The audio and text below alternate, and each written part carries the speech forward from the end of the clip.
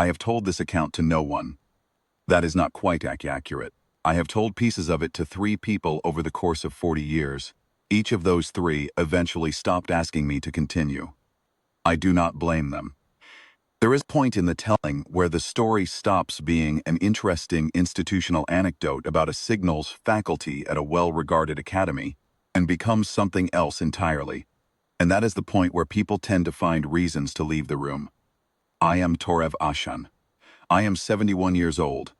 I spent 42 years as a signals analyst and eventually a department archivist at the Aethori Institute of Outer Transmissions on Matheny Prime, which is the sort of institution that sounds impressive when you read the name and slightly less impressive once you have worked there for a decade and understand what the outer in its name actually means. It means the Institute's founding mandate included the classification of all transmission phenomena originating from or passing through the outer designation sectors, the regions beyond the navigable survey boundary where the charts go blank, where the notation shifts from named stars to the old cartographer's shorthand that translates, in contemporary Matheny, as not surveyed, not recommended, do not inquire further. Human space falls inside that notation. I want to say that clearly at the beginning of this account, because the Institute's relationship to that fact, the fact that human space fell within its formal mandate, was one of the more peculiar pieces of institutional self-deception I have ever observed in an otherwise rigorous academic body.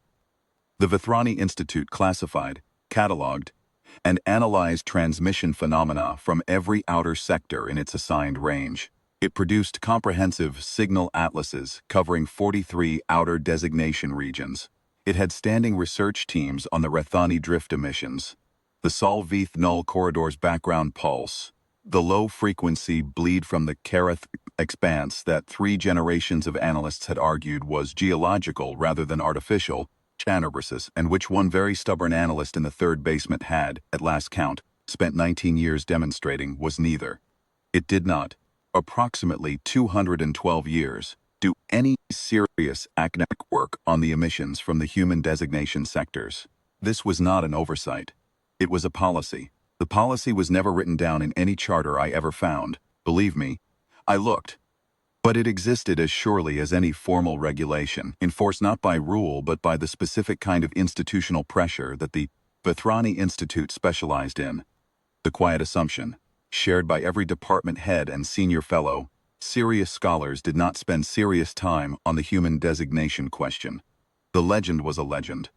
It was a popular phenomenon, the sort of thing that circulated in the outer trade networks and the cargo haulers' rest bars, and the cheap galactic mythology volumes that sold, well, to species who had never been anywhere near the border. The usual stories, the fleet that entered and vanished, the armada that crossed the boundary and was never catalogued again.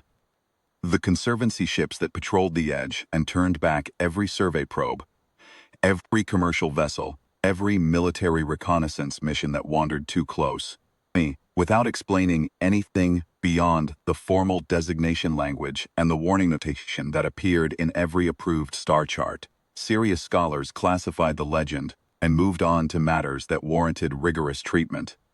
The Institute did, technically, maintain a classification record for the human designation emissions. We called it the HD margin file in the department, the collection of low-priority signal logs, spectral readings, and frequency mappings that the Institute had accumulated passively over 2 centuries of operating its outer sector antenna arrays. The HD margin file existed. It was housed in the lower archive on sublevel 4. It was, as of the year I joined the Institute as a junior analyst at 23 years of age, approximately 460,000 pages of unprocessed signal data, organized by date of capture, and almost nothing else. No one had gone through it systematically, not once, in 200 years. The file existed because the Institute's outer arrays captured everything in their range and had been programmed to log and store, rather than filter and discard, a decision made by an Institute director 3 generations back, who was, by all accounts, a rigorous and cautious man who felt strongly that discarding unchecked data was worse than the storage cost. His successors had maintained the policy.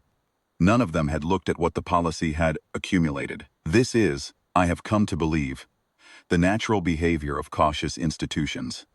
They preserve everything and examine nothing that frightens them.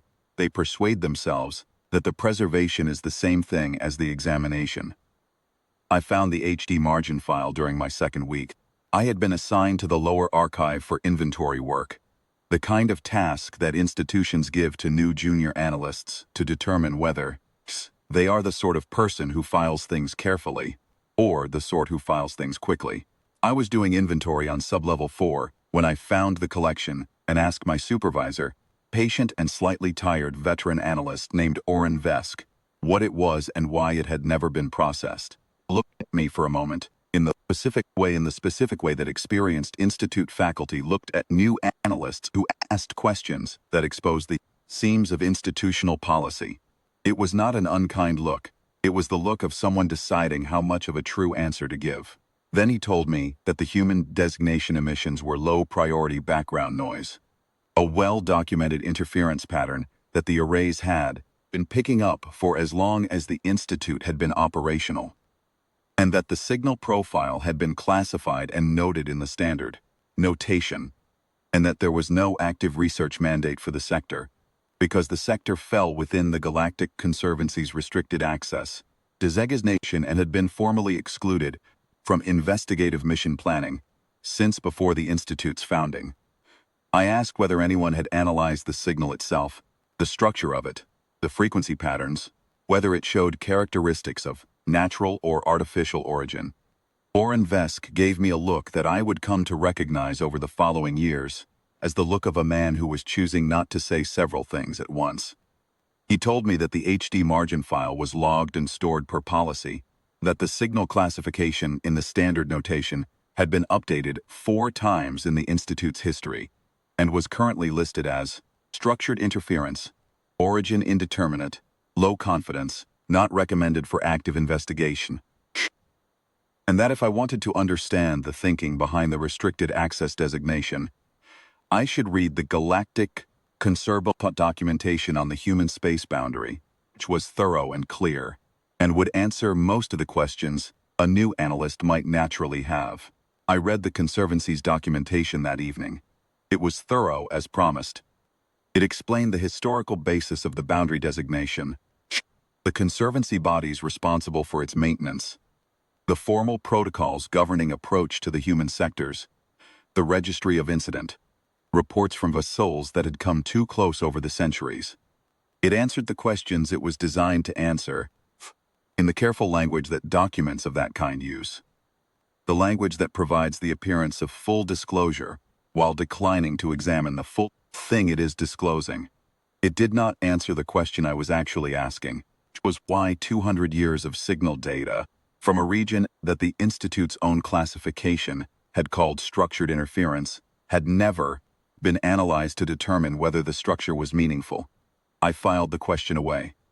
I did not press Oren Vesk further. I was 23 years old and newly employed, and understood that subconquats had a correct time and a correct degree of seniority attached to them. I went back to inventory. I think about that moment often now. I think about the version of myself at 23 who filed the question away, understood correctly that the institution had a policy and that junior analysts did not challenge policies in their second week. And I wonder whether anything would have been different if I had pressed. Whether we would have reached the same night 12 years later by a different path. Whether the signal, patient as it was, would have waited. I believe it would have. I believe it had been waiting for considerably longer than 12 years. I should explain what the signal actually was. As far as we understood it before the night, everything changed. The Human Designation Sectors emit. This is known. Any species operating antenna arrays of sufficient sensitivity in the outer regions will detect a low-frequency bleed from the direction of the human boundary, a persistent emission that sits just below the threshold of natural background radiation, but above the floor of detectable signal, identifiable by its non-random spectral structure. The emission is continuous. It does not pulse, does not burst, does not follow any rhythm consistent with natural stellar or geological phenomena. It is simply there at all times, in every direction from which the human designation sectors can be observed. constant as a star and easier to ignore. The galactic conservancy bodies that maintain the human space-bound boundary designation have classified this emission in various ways over the centuries. The current working notation, the one the Institute used, was structured interference. The word structured was doing considerable academic work in that notation. It acknowledged what the raw signal data showed clearly, that the emission was not random noise. It had pattern, it had internal consistency, spectral analysis across the Institute's 2 centuries of logged data showed that the emission maintained its structural characteristics over time, the same frequency distribution, the same anomalous coherence values, the same deviation from background baseline, without the variations that would be expected from a natural source subject to stellar drift, orbital mechanics, or gravitational shift. Structured meant, this is not random. Interference meant, we have chosen not to investigate what it is structured to say.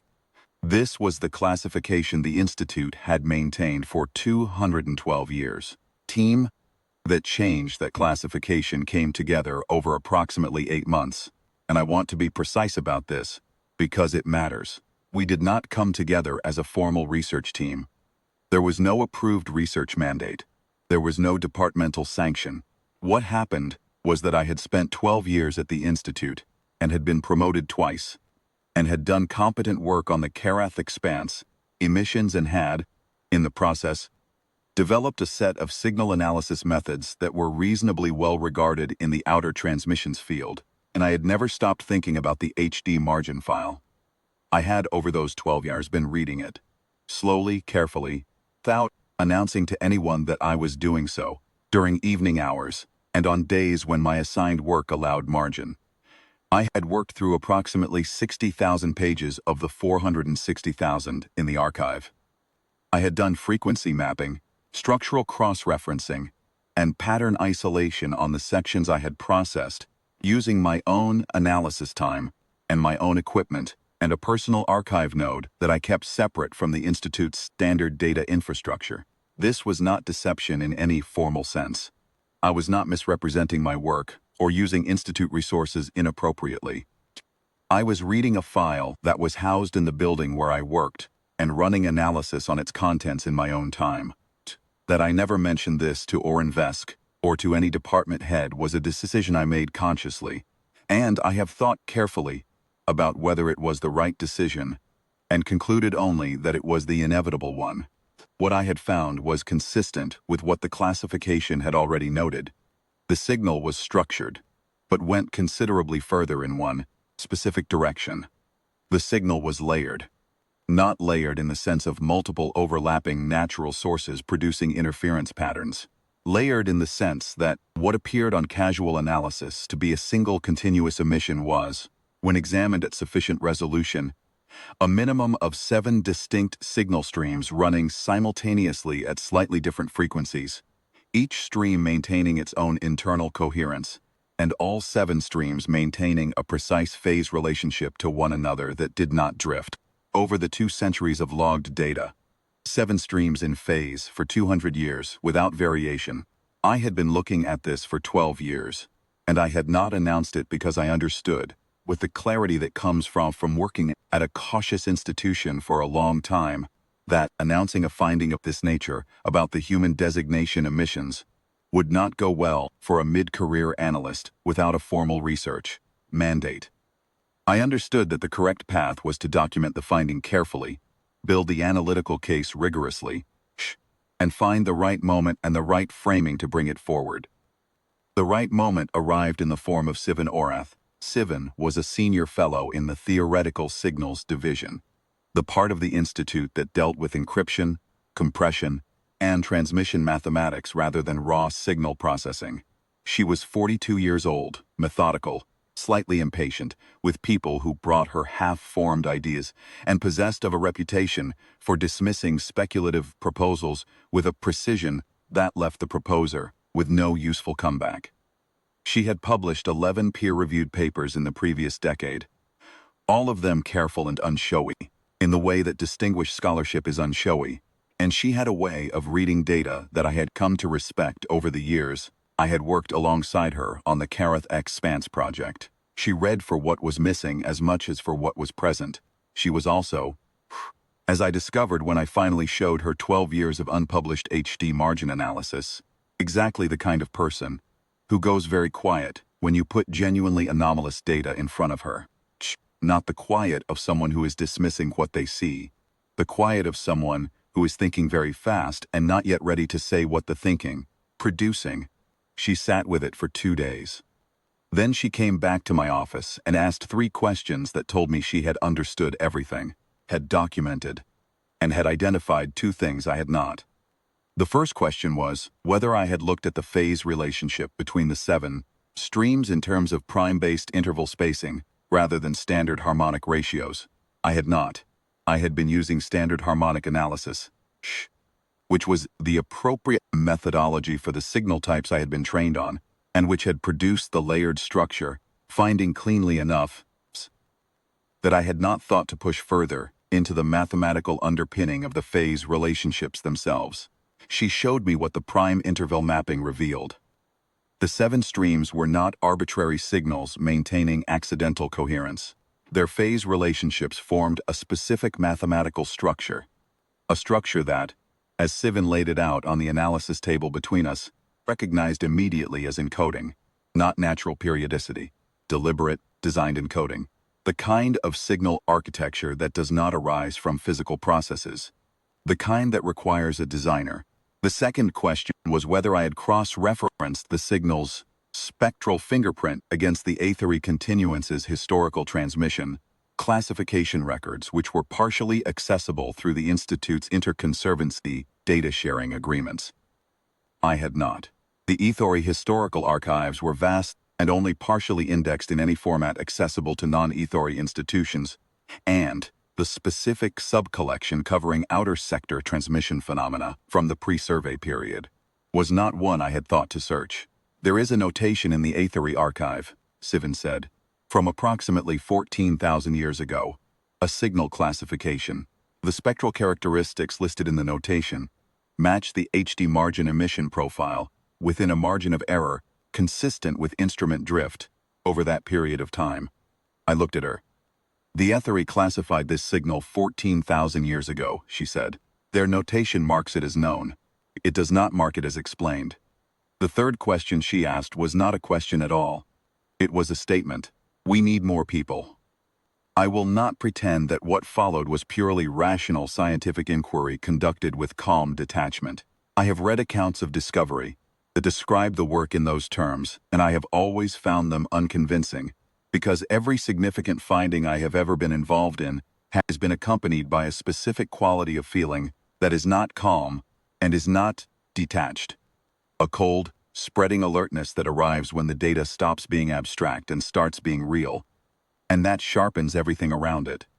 That quality of feeling arrived the day Sivan showed me the Aethori notation. It did not leave for the next 6 months. We brought in 5 others over the following weeks. Not because we wanted to. We were both aware that expanding the team created risk, created the possibility of the work being noticed before we were ready to formalize it. But because the analytical requirements had grown beyond 2 people could manage.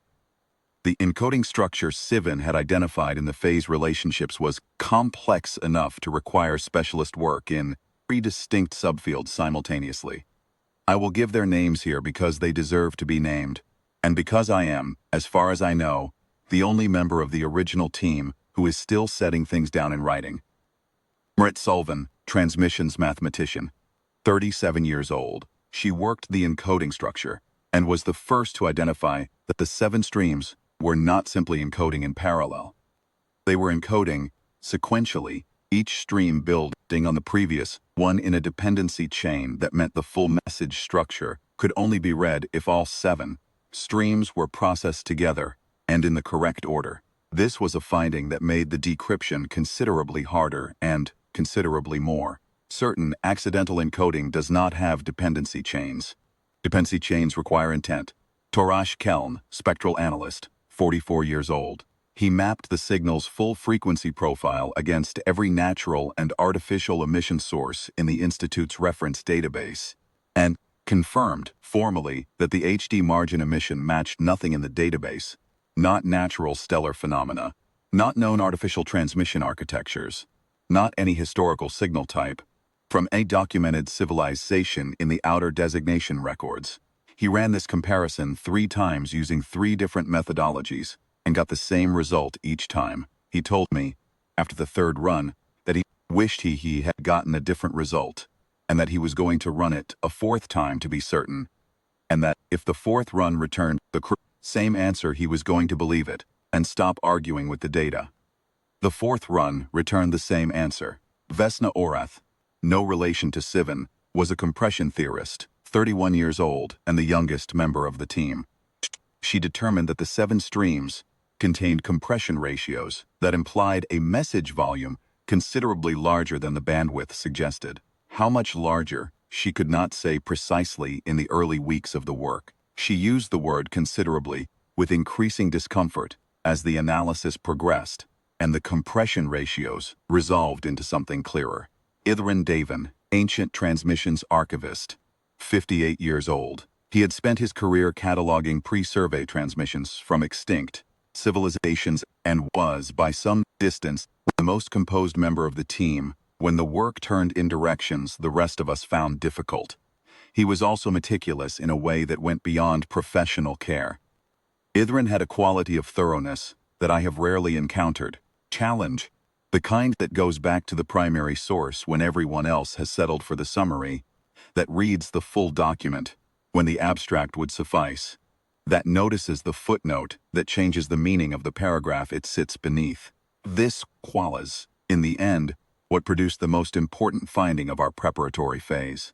He had been going through the Aethori historical materials that Sivan's archive search had surfaced, and he had found the more complete version of the original notation.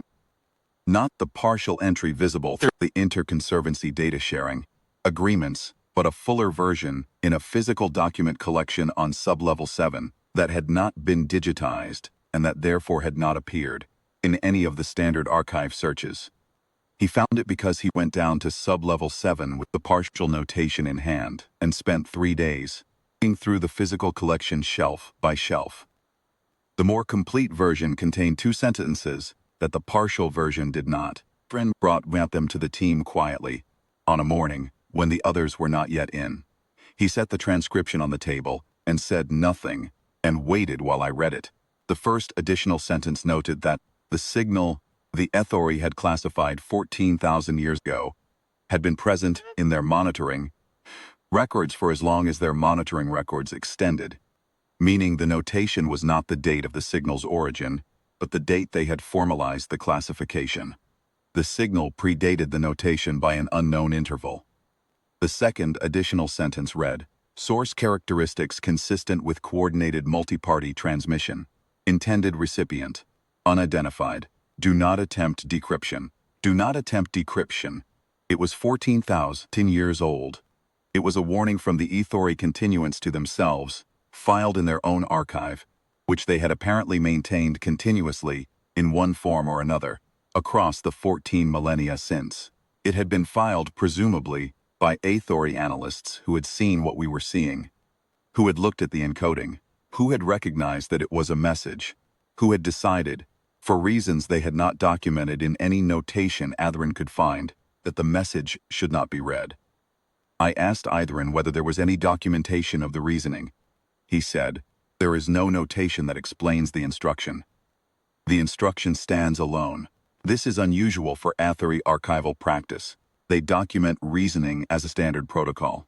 The absence of a reasoning notation is itself a form of information, he said. I believe the notation was filed by someone who could not explain the reasoning in a way that would fit within the standard archival format, or by someone who felt the reasoning was self-evident and required no explanation. Those are very different situations, and I have been trying to determine which one applies, and I cannot.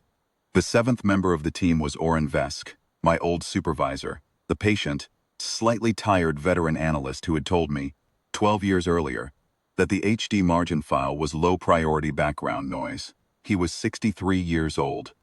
He had, at some point in the years since my 2nd week at the Institute, come to understand that I had been reading the file. He had never said anything about this, not a word, not a look, not a reference in any form that could be read as acknowledgement. When I told what we had found and asked whether he would join the team, he sat for a long time in the kind of silence that is not comfortable and is not empty. Then he said, "I knew the file was structured. I have known since before you arrived. I did not decode the phase relationship, but I knew it was structured. And I told you it was background noise, because that is the correct answer to give to a junior analyst at a cautious institution. It remains the correct answer in most circumstances." He paused. "This is not most circumstances." He joined the team. He was, in the end, the one who asked the Aethori the question that we should have known not to ask. But I will come to that. Decryption took 4 months. I will not describe the technical process in full. It was long, exhausting work. The encoding structure was deep enough, and the compression complex enough, that Marit and Vesna worked through several dead ends before finding the correct approach. And Torash spent 6 weeks on nothing but frequency stability verification to confirm that the signal we were encrypting was consistent across the full 2-century archive and had not been modified or interrupted at any point during that period. It had not been modified. It had not been interrupted. 2 centuries of continuous, consistent, structured, layered, encoded transmission from the Human Designation Sectors, and not one fluctuation in the signal's characteristics that could not be accounted for by instrument variation. Torash reported this result with the specific blankness that analysts adopt when a finding is too large to process immediately. He said, 200 years, clean, and then he went back to his verification and ran the check again. We worked at night, after the faculty's regular hours, in a seminar room on sublevel 3 that Sivan had reserved under a project name that described something entirely different. We ate badly and slept inconsistently, and checked and rechecked again, because each of us understood, without saying it directly, that the cost of a finding like this, reaching the faculty while we were still uncertain about it, was a very specific kind, professional catastrophe that none of us wanted to experience. There is a quality to that kind of sustained clandestine work, the work done in borrowed hours in a room reserved under a false name, that I have not experienced before or since. It creates a particular social compression among the people doing it. You learn who the others are, in a more essential way than ordinary professional collaboration allows. You learn who becomes quiet under pressure, and who becomes sharp, who reaches for precision when frightened, and who reaches for reassurance. I learned in those 4 months that Maret Sullivan was the person who became most precise when the data was most alarming, and that Vesna Orath had a habit of going for long solitary walks in the Institute's outer corridors at 2 in the morning when the compression analysis had produced a result she needed time to believe. I learned that Aethori Davan read historical documents the way other people pray, steadily, privately, in the early morning hours before the others arrived, as if the act of reading what the dead had written was itself a form of preparation for what the living had yet to face. The night the decryption broke open was a night in late autumn, cold enough that the Institute's heating system had switched to its reduced overnight mode, and the seminar room was slightly too cold for comfort. I remember this detail with the clarity that the brain applies to moments it knows, even as they are happening, will matter. It had found the key to the dependency chain, the structural principle that linked the 7 streams in the correct sequential order, and Vesna had confirmed the compression architecture that the key unlocked, and Torash had run the full decoded output through every verification protocol, and it had passed all of them. What the 7 streams carried, fully decoded and decompressed, was not a distress call. It was not a greeting. It was not a navigational signal or a territorial marker or any of the transmission types that the outer designation survey literature had established as the standard repertoire of spacefaring civilizations announcing themselves to one another. It was a response. Marit said it first, quietly in the too-cold seminar room with the decoded output on the table between us. This is a response. This is not an initial transmission. This is structured as a reply. We looked at the output. We looked at her. Replies have antecedents, she said. This signal is the second half of a conversation. The first half is not from human space. The first half is somewhere else. The room was very quiet. Oren Vesk was the one who said the next thing, and I think about the fact that it was Oren. Careful, experienced, cautious Oren, who had maintained the official position on the HD margin file for longer than I had been employed. Who said it? Because it seems to me now that cautious people, when they finally speak, often say the most precise thing. If this is a reply, Oren said, then whatever they are replying to is still transmitting. The conversation is ongoing. The other party is still there. We sat with that for a time. It was Vesna who then ran the compression analysis in reverse, who looked at the structure of the decoded reply and worked backward to characterize the transmission format that the reply was designed to respond to, the format of the other signal.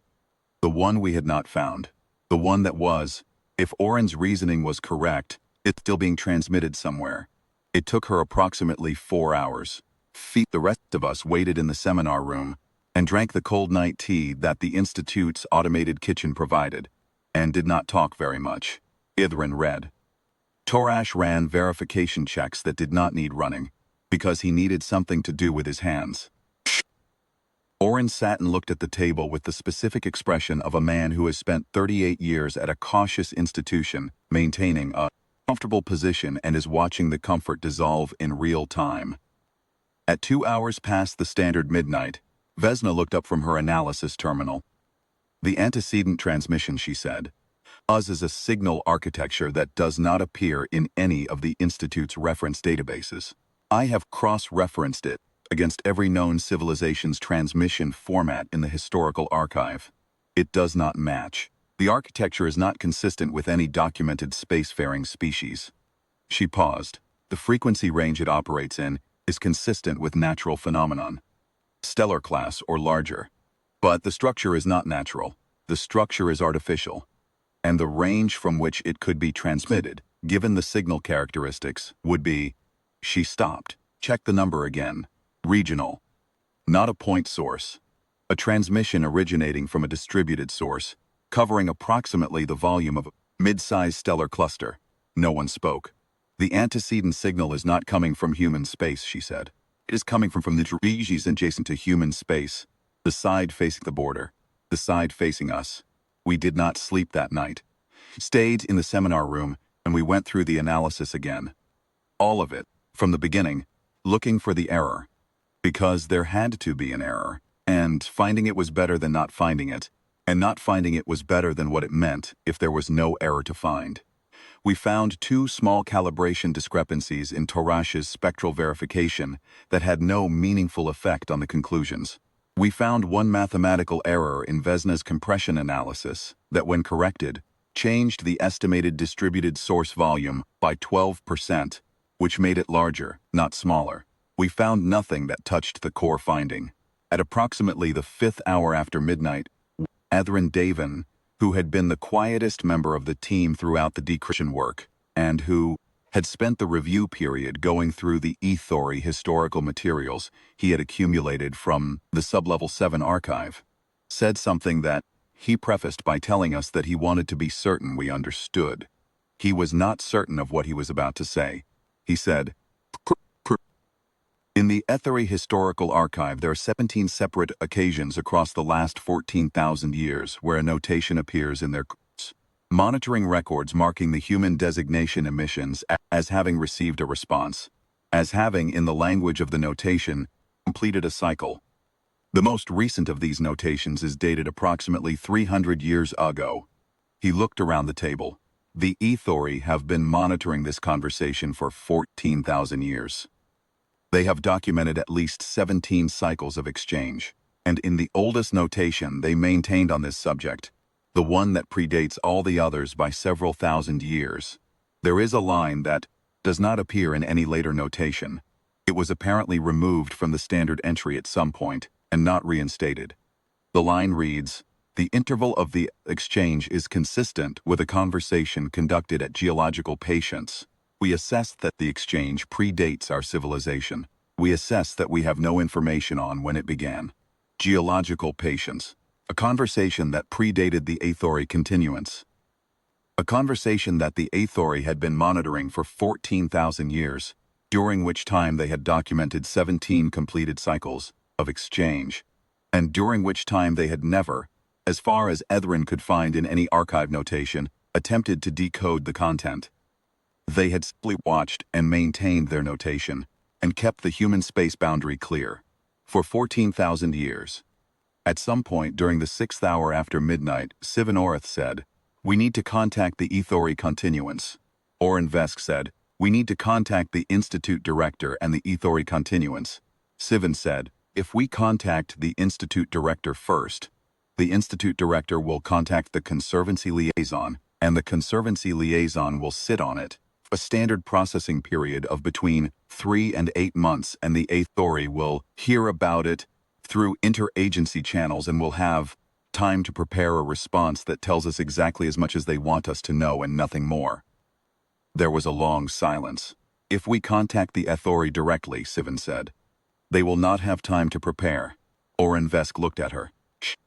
He was 63 years old, and he had worked at the Vethrani Institute for 38 years, and he had spent his career maintaining the correct institutional position on a question he had privately known was not answered. He looked at Sivan for a long moment. Then he turned to me. "Torev," he said, "you have been working on this for 12 years. You did the work. What do you want to do?" I looked at the decoded output on the table. I looked at 7 streams of human transmission, structured and layered and patient, responding to something that had been talking to them from just outside the border for longer than any of our civilizations had existed. Something that had been there, adjacent, transmitting in a distributed signal that covered a stellar cluster's worth of volume, quiet enough that 14,000 years of Aethori monitoring had classified it as known without explaining it. Something that was, if the analysis was correct, still transmitting, right now, from the space between the border and whatever lay beyond it. "We contact the Aethori," I said. The Aethori arrived 11 hours later, not a liaison, not a communications representative. 3 senior members of what the Aethori called their continuance record, the body responsible for maintaining and accessing the oldest strata of Aethori historical archives. They arrived at the Institute before the standard faculty workday had begun, while the rest of the building was still in its early morning configuration, and most departments had not yet opened. They came directly to Sublevel 3. They did not ask for directions. They walked through the Institute's lower corridors with the particular quality of movement that very old institutions use when they navigate younger ones. Not hurried, not slow, purposeful, in the way that implies the building's layout was already known. I have spent considerable time in the years since that morning trying to determine exactly when the Aethori were notified, whether their arrival 11 hours after our contact was the result of rapid mobilization, or whether they had been, in some form, already watching for a contact of this kind. I have not been able to determine this. The question has the quality of a question that has an answer, which it is not possible to find. There were 3 of them. The senior member was an Aethori elder of a rank I did not have context to evaluate. Aethori told me later that the insignia she wore indicated a position within the continuance record that had no direct equivalent in any other species' institutional hierarchy, and that her presence was a marker of a level of archival seriousnesses that the Aethori reserved for a very specific category of matter. She introduced herself as Sarath Vaughn.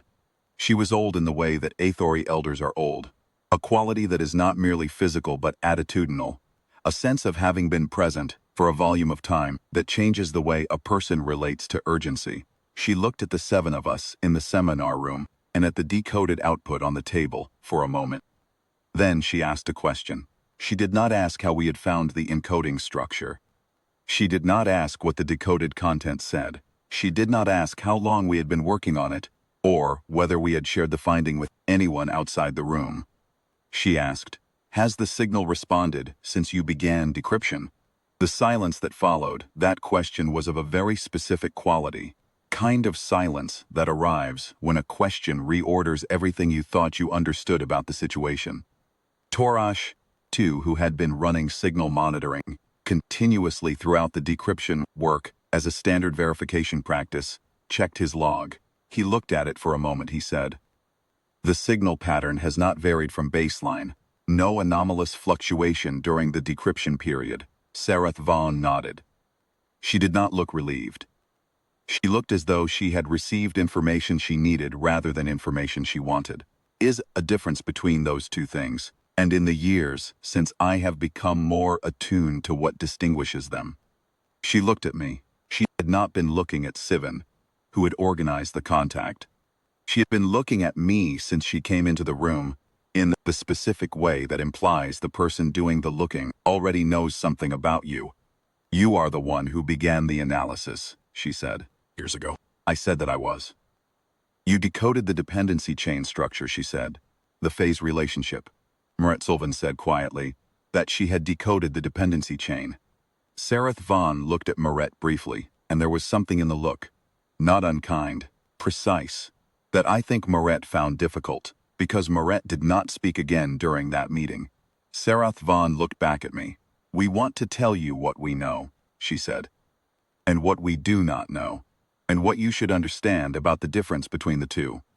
I ask that you listen completely before you respond, because some of what I tell you will prompt questions that will resolve themselves if you wait for what follows. We listened. What Sareth Vaughn told us took approximately 2 hours. I will not reproduce it in full, partly because some of it concerned technical details of the Aethori's historical monitoring methodology that are not relevant to the essential account, partly because the Institute's formal record of that conversation, the record that the Aethori helped the Institute prepare in the weeks following, is sanitized in the specific way that institutional records are sanitized when the institutions involved have agreed on what the formal record should contain, and I have no interest in reproducing that version. What I will set down here is what I understood her to be saying, filtered through 40 years of thinking about it. The Aethori had known the conversation was happening for as long as their archival record extended. This meant not that the Aethori knew when the conversation began. They did not, but that by the time the Aethori had developed the capacity to observe and record the relevant emissions, the conversation was already in progress. Their oldest notation described it as an ongoing exchange. They had never observed a beginning. The antecedent signal, the transmission that humanity was responding to, was not in any way Aethori had been able to determine in 14,000 years of monitoring transmission from a civilization of the kind that the Aethori, or any other species in the survey record, understood as a civilization. It did not behave like a civilization. It did not have a point source. It did not have a consistent carrier frequency in the range that biological or technological transmitters used. It occupied, in the Aethori's classification notation, a category that had been developed specifically to describe it, and had never been applied to anything else. Distributed ambient intelligence. Distributed being a term the Aethori used to mean something that did not have a location in the way that physical objects and organisms had locations. The Aethori did not know what it was. They had been observing it for 14,000 years, and they did not know what it was. This was not a political or diplomatic withholding. Sareth Vaughn was precise on this point in a way that left no space for skepticism. The Aethori did not know. The category they had created to classify it was not an explanation. It was an acknowledgement that the thing required its own category. What the Aethori did know was this. The conversation was old, older than the Aethori record, older than the survey boundary that every spacefaring civilization in the region had eventually agreed to maintain around human space. Older, very likely, than human spaceflight, which meant that the conversation had begun when humans were still bound to their home system, and had continued as they left it, and had continued as they spread through the region that became the Human Designation Sectors, and was continuing now. The survey boundary, the designation maintained by the conservancy bodies, the forbidden notation in the star charts, was not in its origin a prohibition based on human military capacity. The Aethori were careful about this. They did not dispute that humans were formidable. They did not dispute that the history of civilizations that had pressed into human space was a history that ended badly for those civilizations, consistently, without exception. These things were true, and the Aethori did not soften them. But the origin of the boundary, the reason Aethori had first recommended the designation, and had maintained that recommendation, without deviation for every millennium since, was not primarily a calculation about human military capacity. It was a calculation about the other party in the conversation. The distributed ambient intelligence, the thing talking to humanity from just outside the border, had never, in 14,000 years of Aethori monitoring, given any indication that it was aware of species other than humans. It had never transmitted in a direction other than toward human space.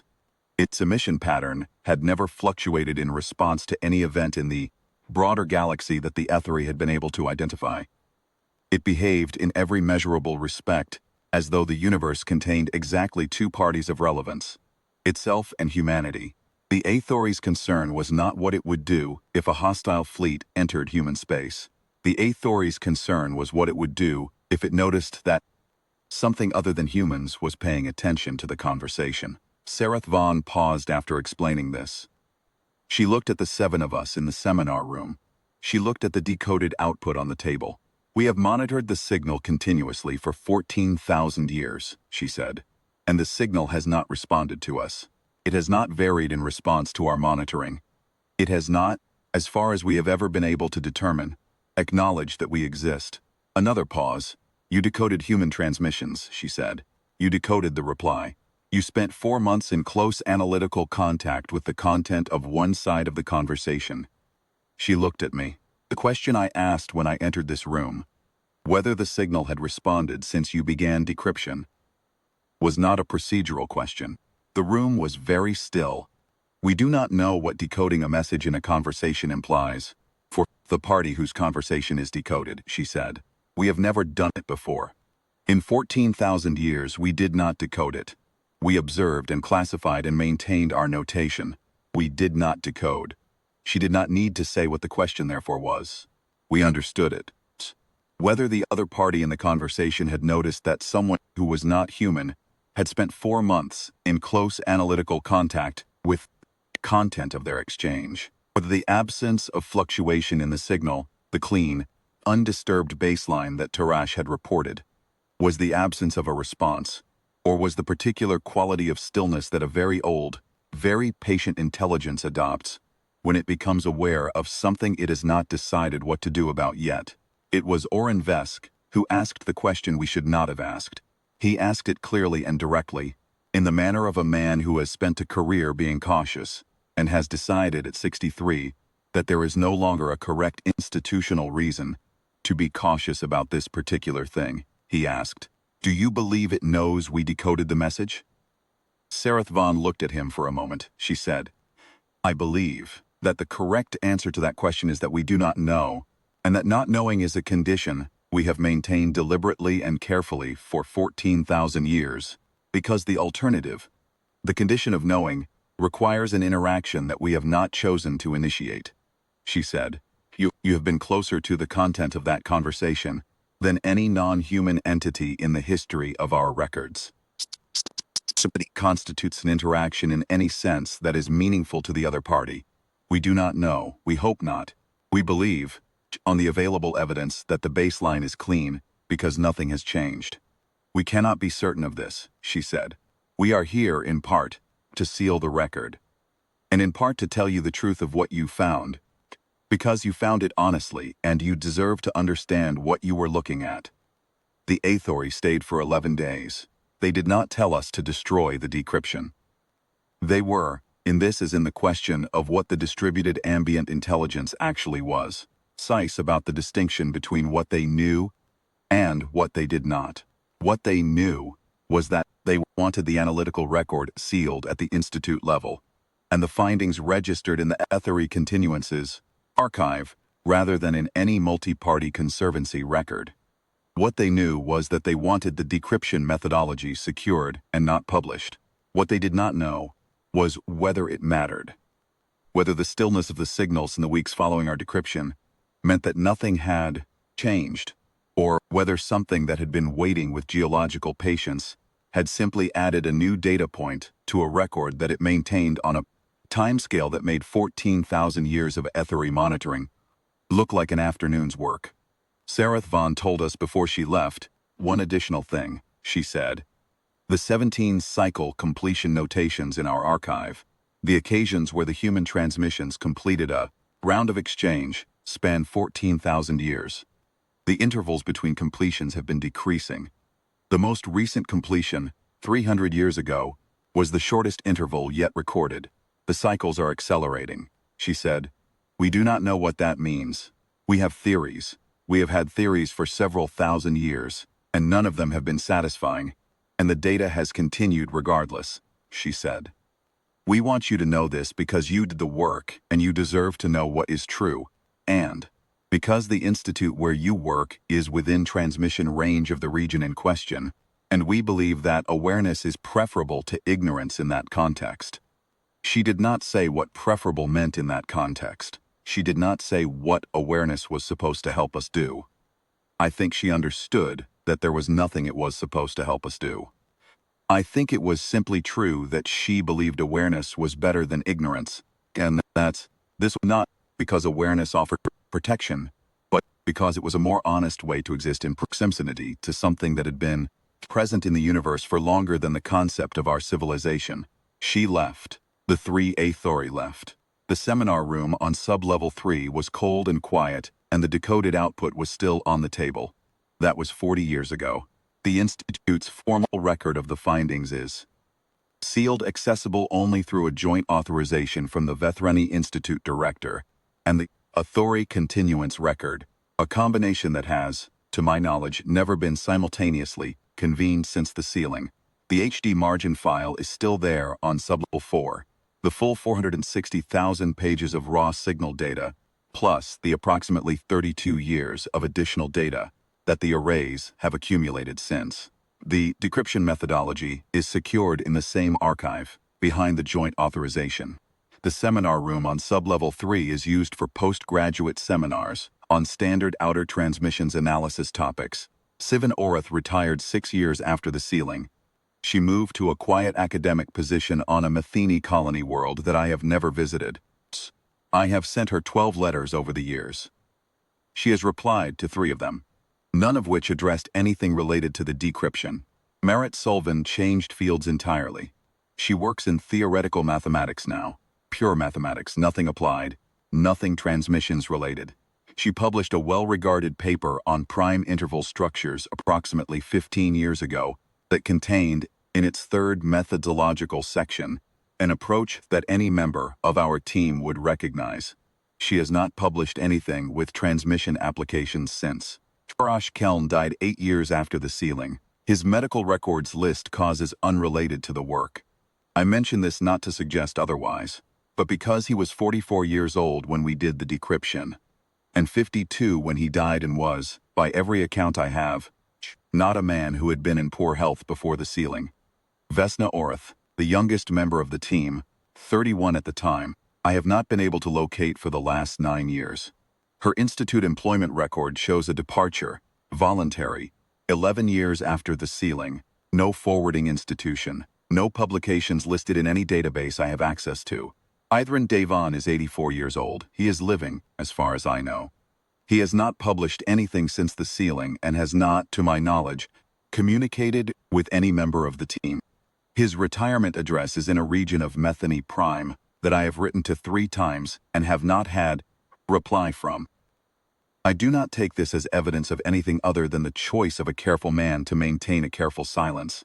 Oren Vesk died the year after the sealing. He was 64. He had been in good health when I last saw him. I am 71. I am retired. I am, as far as I know, the only member of the original team who is still setting things down in writing. I think about the signal often. I think about whether it has changed in the 40 years since the decryption, whether the clean, undisturbed baseline that Tarash reported that night has remained clean and undisturbed, or whether something has shifted in a pattern that would only be legible to someone with the full archive and the decryption methodology and the willingness to look. I do not have access to the current monitoring data. I left the Institute 18 years ago, and the access was not transferred. I think about the cycles accelerating. I think about what Sarath Vaughn said about the interval of the exchange, geological patience. And I think about what accelerating means for something that operates on that timescale. A conversation that has been going on since before our civilizations existed, conducted across a span of time that makes the Aethori's 14,000 years of records seem like a brief annotation, and the intervals between exchanges shortening, each cycle completing faster than the one before. The conversation building towards something, not an ending, necessarily. The end of a long, slow preamble. The point where the exchange becomes dense enough to constitute something other than the patient maintenance of a connection across unimaginable time. I think about the fact that the decryption broke open in the cold autumn of my 35th year, and that the signal in the 4 months we spent in close analytical contact with its content gave no indication that it noticed. I think about the specific quality of stillness in that baseline. I do not know whether the signal knows we decoded it. I do not know whether not knowing is a product of the information available to me or a product of the fact that the entity conducting the other side of that conversation has decided, for reasons that make sense on its own timescale, not to make the acknowledgement legible to us yet. I do not know whether yet is the right word. I do not know whether the timescale in which it would make such a decision is one that anyone in the Institute, or the Aethori continuance in 14,000 years, has ever had the instruments to measure. What I know is this. Humanity has been talking to something at the edge of their space for longer than any of our civilizations has existed. The conversation is structured, consistent, layered, and patient. The exchange cycles are accelerating. The Aethori have been watching for 14,000 years and have maintained the boundary designation, not primarily because humans are dangerous, though they are, but because the other party in that conversation has never shown any awareness that the rest of the galaxy exists. And the Aethori's considered position is that the moment when it does should not be arrived at by accident, and should not be arrived at because a signals faculties at a cautious institutions spent 4 months with a decoded message and something on the other side of the border noticed the attention. I hope the baseline is still clean. I have no way to check. I hope that whatever is conducting that conversation with geological patience has not yet found a reason to wonder what else, besides humans, has been listening. I hope that when the next cycle completes, and if the interval is still accelerating, it will complete sooner than the one before. Whatever is exchanged in it is not shaped by the knowledge that we were there in the seminar room on sub-level 3, in the cold of a late autumn night, reading a message that was not addressed to any of us. The Aethori have maintained the boundary for 14,000 years.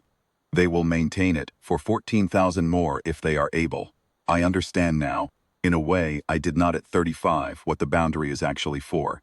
It is not a cordon around a dangerous species. It is the polite fiction that the rest of the galaxy presents to a conversation that is happening at the edge of our maps.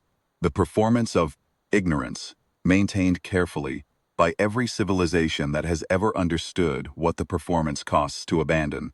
We abandoned it for 4 months in a cold seminar room on sub-level 3, and the signal did not respond, and the baseline held clean.